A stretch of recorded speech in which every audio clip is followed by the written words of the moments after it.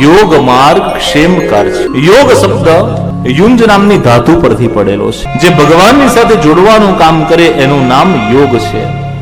અને યોગ માર્ગ ક્ષેમ વાળો છે. કે છે જ્ઞાન વૈરાગ્ય યુક્તેન ભક્તિ યોગેન યોગિન ક્ષેમાય પાદ મૂલમ મે પ્રવિશંત્ય કુતો ભયમ. આ ક્ષેમ માર્ગમાં પ્રવેશ કરવા માટે શું કરવાનું? તો કે છે સદગુરુની શરણમાં જવાનું. સદગુરુની ઓળખ કેવી રીતે થાય? સાચા ગુરુ છે એવું ઓળખાય કેવી રીતે?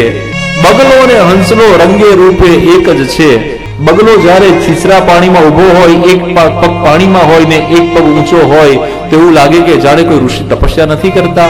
પણ એ બગલાનું ધ્યાન માછલી માટે હોય. એ જ્યારે માછલી પકડી ત્યારે ખબર પડે કે એનો ઇન્ટેન્સ, એનું ધ્યાન પ્રભુ માટે નહીં, માછલી માટે છે. તો સાચા સદગુરુને ઓળખવા કેવી રીતે?